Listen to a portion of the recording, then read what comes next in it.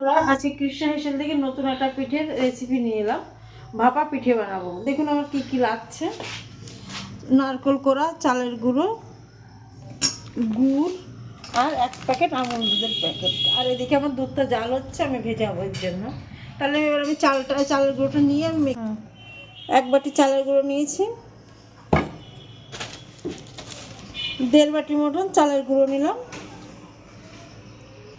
10 টাকা দামের একটা আমুলের প্যাকেট দিয়ে দিলাম। আমুলটা দিলে পরে খেতে ভালো লাগে পিঠেটা। আমি দুধটা দিয়েছি, এবার আমি একসঙ্গে মিক্স করে নিচ্ছি সবটা। আর স্বাদ মতন নুন দিয়ে দেবো, দিয়ে আমি এগুলো একসঙ্গে মেখে নিচ্ছি। এদিকে আমি গরম জলটা চাপিয়েছি, দেখি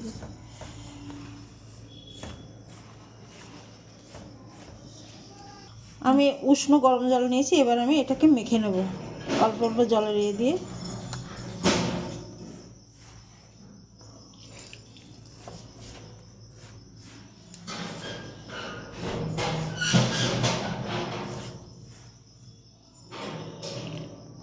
এবার আমার এটা মাখা হয়ে গেছে, এবার আমি এটা চেলে নেব।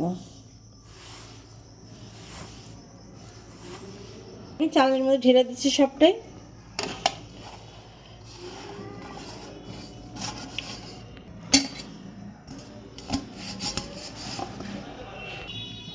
এবার আমি এটাকে চেলে নিচ্ছি।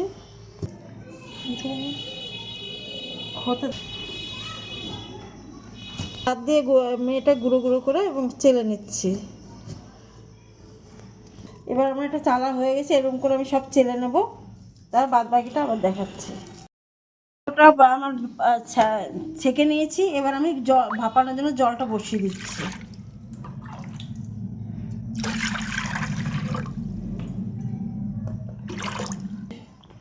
জলটা দিয়ে বসিয়ে দিলাম, দিচ্ছি, জলটা ফুটে যাক। দুটো বাটি নিয়েছি, এবার আমি সাজিয়ে নেব। প্রথমে গুঁড়োটা দেব,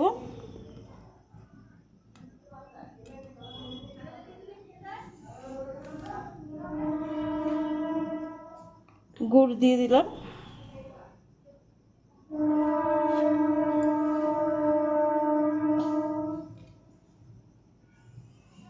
নারকেল কোড়া,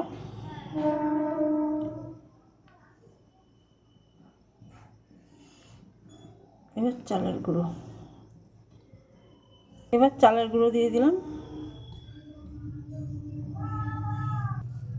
এবার একটু চেপে চেপে দিলাম যাতে ইয়েটা না হয়, এর জন্য।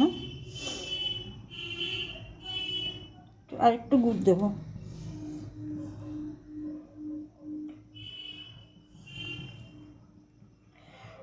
দুই কোট করে দিলাম।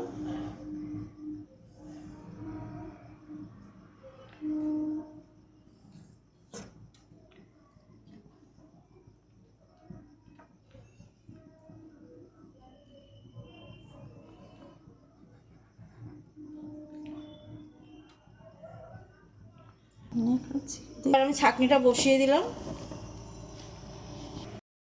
না, ওটা তো হয়ে গেছে। এবার আমি এটা ভাপে বসিয়ে দিচ্ছি কাপড় ঢাকা দিয়ে।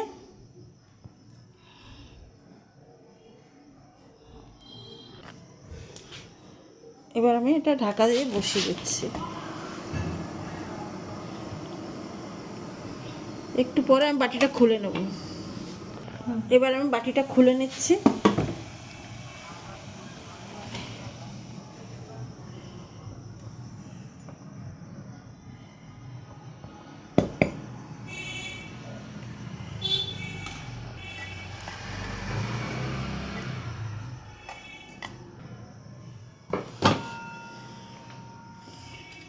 আরও 5 মিনিট হবে, এটা আমি ঢাকা দিয়ে দিলাম।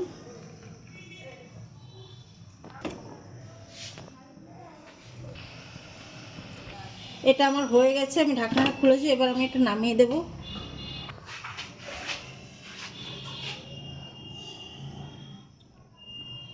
ফেটে যাচ্ছে।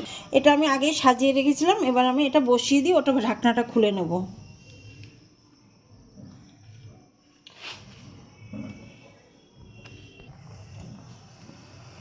এবার আমি একে একে সব করে নেব। এবার এটা আমি ঢাকনাটা খুলে নিচ্ছি।